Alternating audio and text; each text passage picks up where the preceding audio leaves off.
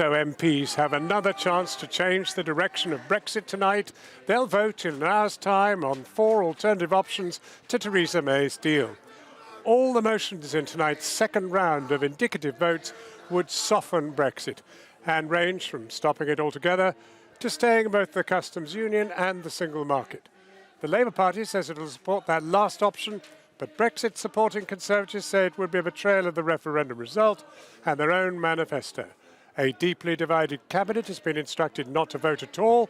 Our political editor, Gary Gibbon, joins me now. Gary. They're going to race through these options tonight. It's not a particularly extended debate. It's kind of a bit of speed dating, really. As you said, boiled down from 8 options to 4. It's possible that Common Market 2.0, that's the customs union plus the single market, so the softest of all the options, that might win. It might win an overall majority. It might come top, even though it doesn't win an overall majority, top of the options, customs union, second referendum, fighting it out for second place. But does any of this matter? Does Theresa May have any intention whatsoever of going anywhere near any of these options, even if they were to win? There are strong suggestions that one thing that is going through her mind is maybe trying to organise a runoff with her own deal, putting that up against whatever comes top of the options tonight. But we don't know quite what she's going to do. We do know that she has booked 3 hours tomorrow morning for a political cabinet. That's unusually long. 2 hours after that for a full cabinet. I messaged 3 different cabinet ministers and said, well, surely this means she's got a plan and she's going to unveil it and try and bind you all in. Is that naive? All 3 messaged me back and said, yes, very naive. We are 3 days, of course, after the day we were meant to leave the European Union, and they're debating in there the options. Here's how the day went here in Westminster. The ballot papers are being printed off again. Supporters of this approach hope second time lucky. Some, including many, think the Prime Minister herself, hoping for nothing of the sort. Last time round, last week, MPs didn't give their support to any single proposition. This week, they've winnowed down the options to 4. Membership of the Customs Union, the so-called Common Market 2.0 option, staying in the Customs Union and the single market, a second referendum, and revoking or abandoning the whole Brexit procedure. Common Market 2.0 supporters were cheered by Labour and others whipping to back their approach. You've got Leavers supporting it, moderate Remainers supporting it, Conservative MPs, Labour MPs, SNP MPs, Liberal MPs. So it's actually a Brexit that could unify Parliament, but in the same time unify the country as well. But you haven't got a delivery mechanism. You haven't got a government that can pick it up and run with it, actually implement it without falling apart. Let's cross one bridge at a time. It's a very big bridge, that, isn't it? Let me worry about the next steps and what the government is going to do. But it's central to the whole thing. I do believe that the government will have to listen to the majority view of the House of Commons. If any option tonight gets a majority, the government will have to listen. Let's say Common Market 2.0 or the Customs Union actually does get a majority tonight. What happens to Theresa May if she goes anywhere near either of them? I think probably you end up with quite a number of ministerial resignations. I think you end up with nothing short of uproar within the Conservative Parliamentary Party, because these are absolutely terrible outcomes for the country. Does the government survive it? I think it's very possible that in that situation the government wouldn't survive it. Simon Clarke was one of the pro-Brexit rebels who folded their opposition to Theresa May's deal last week, leaving 28 hardliners still fighting the resistance. Though one who folded said this today. What I should have done, Mr. Speaker, and did not, was to trust my instincts and those of the British people. I made the wrong call on Friday. If the Prime Minister cannot commit to taking us out of the EU on the 12th of April, she must resign immediately. We will not be changing our mind on the withdrawal agreement. We've made that quite clear. With the DUP and more than 24 Tory Brexiteers holding firm, some of Theresa May's critics insist the Prime Minister must adopt whatever option comes top in the Commons votes tonight. I'm grateful to the honourable lady, and I encourage everybody to look in this direction rather than another direction. The debate wasn't long underway when 11 environmental protesters tried to superglue themselves to the glass screen in the Commons public gallery. One MP tweeted the view from the benches below. as others struggled on with the debate. If this proposal were to achieve a majority tonight, and if the government were to accept it as government policy tomorrow, which they should if this House has resolved on something by majority, then I truly believe that it would not be necessary to extend beyond the 22nd of May. The European Commission President didn't sound like a man perched on the edge of his seat, waiting for progress from Westminster tonight. Wir erleben ja heute wieder einen Brexit-Tag, die 4. Abstimmung, wenn ich richtig mitgezählt habe. Und niemand weiß, wo es lang geht. Well, he hadn't counted correctly, but he'd made his point, and with a weariness that now dominates Brussels and quite a few other European capitals too. Well, joining me here in the central lobby of Parliament is Tobias Ellwood, the Defence Minister. How are you going to vote tonight? Well, this is the opportunity for us to provide clarity as to where we want to go. Prime Minister has tried 3 times to get her deal through. There are more options on the table today, and there seems to be a feeling of coalescing around a customs union to be added on to the Theresa May's deal. So you feel comfortable as a government minister giving your support to an alternative version, a slightly softer Brexit to the one in the deal? I'm not comfortable at all. This has been very frustrating, and indeed the nation is wanting results from Parliament, and we've not been able to get the Prime Minister's deal through. But you're prepared to do it? So something has to give. If we want to honour the referendum, then something has to give, because nobody is going to get that pure form of Brexit.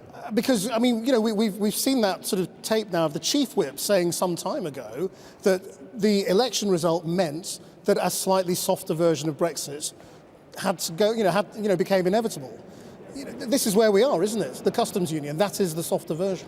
I think that's where we are heading towards. It is a shame that we've ended up here, but parliamentary democracy is, the wheels are turning here. We are still making decisions. There isn't the chaos that people are talking about. It could be there in a few days' time, but we need to make decisions, and that's exactly what the public, the British nation, want us to do. So how do you square that with your manifesto, which is the thing that the Brexiteers keep throwing back at you, and Theresa May as well? Absolutely, of course. But any manifesto will only succeed if we have a majority. We do not have a majority. The parliamentary mathematics does not allow us to get necessarily this through, or indeed any other legislation. Do you think Theresa May is prepared to think that as well? Because she has constantly quoted the manifesto and said she wouldn't back a customs union for that reason. Of course, and absolutely, and that must be the process. That must be the desire of any Prime Minister. But when Have you said that to her? Let me finish. When you put your deal through 3 times and colleagues and others have not supported it, but you still want to honour the referendum result itself, you still want to get out of Europe, then something small has to give. And in this case, it probably is going to end up being the customs union. And have you said that to her? Well, she's absolutely aware. This is why we have free votes today. How many of your colleagues do you think are prepared to think the way you're thinking? That I don't know. In the government ministers? We will see that this evening. But I'm sure there are many that absolutely want to move forward. And it could very well be, I don't know yet, it's up to the government and indeed the whips to determine. It could be that the Prime Minister's deal comes back and is compared to one so involving the runoff, customs union. So we then have a runoff. Yeah, in that runoff, given you know that the deal has been rejected 3 times, would you then still stick by your backing for the customs union and say that's the one that will get through? I would prefer to see the Prime Minister's deal go forward, but I have to correct you. Friday's vote actually wasn't just about the Prime Minister's deal. It was actually to do with the withdrawal agreement. If you even want a customs arrangement, or even if you want a second referendum, you still need to go back to what we did on Friday and get that through. I understand that, but what I'm saying is, if it comes down to a choice between Theresa May's deal and the customs union, you will face that choice. Are you prepared to stick with the customs union, which you're backing tonight? Well, let's see what the... Or will you say, well, no, I still have to back the deal? I've always wanted the Prime Minister's deal. The Prime Minister's deal isn't on the agenda. It's not a motion here today. We have other offerings that are there. And the closest one that actually does recognise the result of the referendum itself is the customs union. Anything else takes us far away from what I believe the electorate would be satisfied. And I make the point again, Parliament needs to make a decision. And if it rallies around that customs union, then there is something qualitative that we can move forward with. And to the ERG who say that's not Brexit? of course, everybody's going to come from their own angle and say that's not my Brexit. But what is Brexit? You tell me. I don't know. We voted. Brexit means Brexit, according to your side. No. I'm asking you.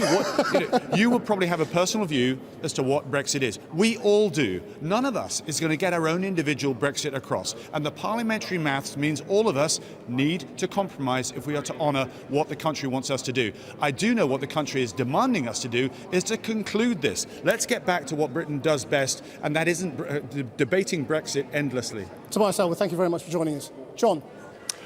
Chris, there is growing unease in Brussels tonight, with Jean-Claude Juncker saying today that the EU is running out of patience with Britain. Our Europe editor, Matt Fry, is here to tell us more. Matt. John, they've been running out of patience for a very long time now, and I spoke to a couple of people in Brussels and Berlin today who said watching the House of Commons going through these various indicative votes is a wonderful democratic workshop. We just wish you had done this maybe 12 months ago, or even 6 months ago, or even actually a month ago, because the one thing they're all certain about is that the clock is ticking and ticking down fast. Now, there's also a fundamental disconnect here. In this country, I think we sort of have become to blithely assume that the no-deal Brexit scenario is the least likely. That is exactly the opposite to what they think in Brussels, in Berlin, and in Paris. They are preparing for a no-deal Brexit. They cannot see in any kind of obvious way how whatever happens tonight in the House of Commons, if they vote for a customs union or a much softer Brexit, how that translates into actual legislation, into that kind of departure, because Theresa May, as far as they're concerned, is still against it. And if they've learned one thing, then the unity and the sanctity of the Tory party, in their estimation, is more important to her than what happens, what kind of Brexit they get. So this is a real problem. And remember one thing, in 11 days' time from now, 11 days, we have to decide how we want to leave. And if not, we have to ask for an extension. And all 27 have to agree to that extension. And there are so many reasons why at least one of them may want to veto that extension, because they don't like the gamble of us taking part in the European elections. They don't like the gamble of a people's referendum. They don't like the gamble of whatever else we might cook up here with. And that is a real problem. They don't want to see a no-deal Brexit, but they're beginning to feel that we might all slither into that position. Matt Fry. Well, now, you may wonder what these warts are on our faces. They are, in fact, magical microphones which are worn by rock stars. It's not that we're rock stars, it's just that the crowd here every night, whichever side they happen to be on, come here deliberately and make a lot of noise so that people will hear their point of view. So this remarkably cuts most of it out. Now, here in the United Kingdom, new research shows British manufacturers are engaging in record levels of stockpiling to protect against the possibility of a no deal.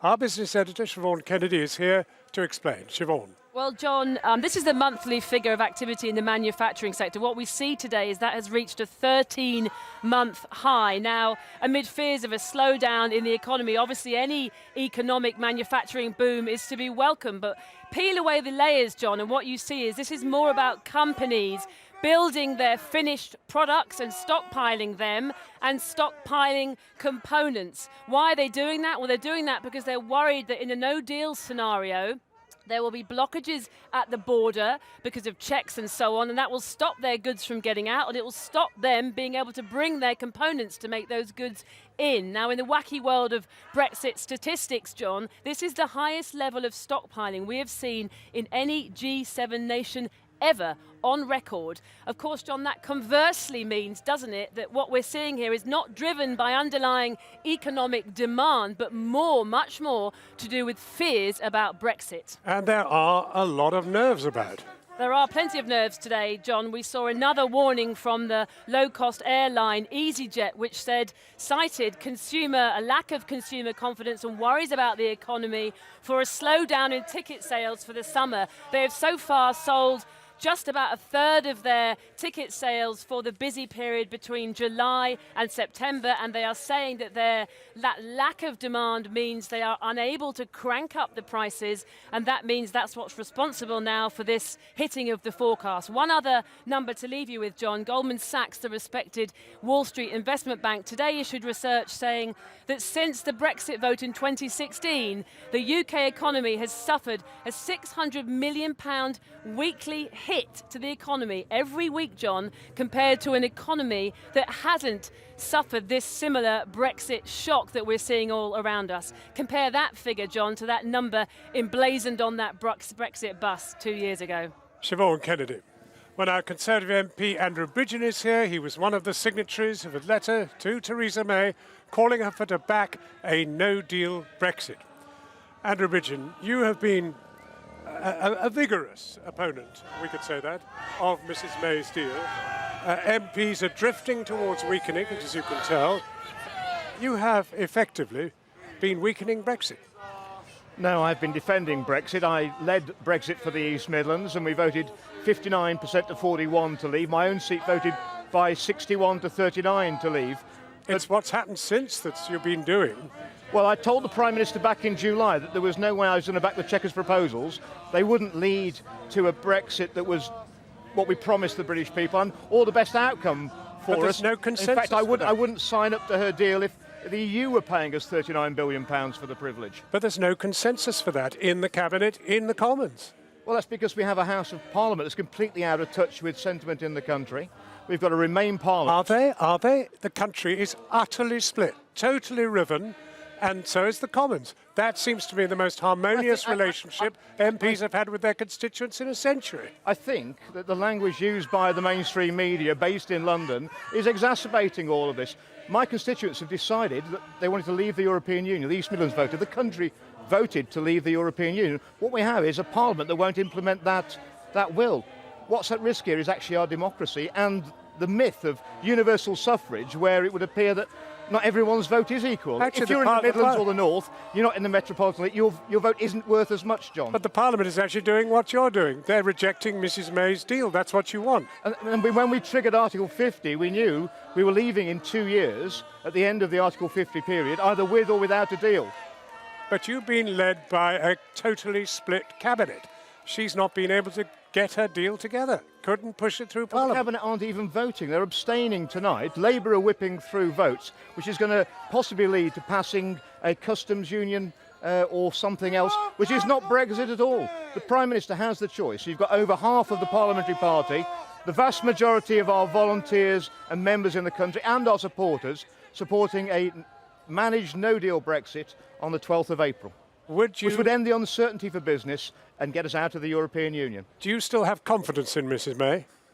I don't have confidence in Mrs May, but she has one chance to save the Conservative Party and to save our democracy and to get us out of the European Union. That's so you don't have confidence in her, and yet you want her to deliver something. You want somebody you don't have any confidence in to do something that you want. Don't you want to get rid of her before you can get what you want? The other alternative is a long delay, a new leader, but we're going to be heading to a general election because this House of Commons is out of touch with the people. It's totally fractious. You will not get a proper Brexit through that House of Commons at the moment. You know that's not true. Basically, the Commons isn't, the paradigm doesn't fit this European debate. Both parties are totally split. We stood on manifestos that said we'd implement the will of the British people. We're leaving the single market, the customs union, the jurisdiction of the European Court of Justice and no second referendum. Labour stood on a very similar manifesto. What we've done is betrayed the people. And then we're betraying our democracy. That's intolerable. It can't go on. Andrew Bridgen, thank you very much indeed for joining us.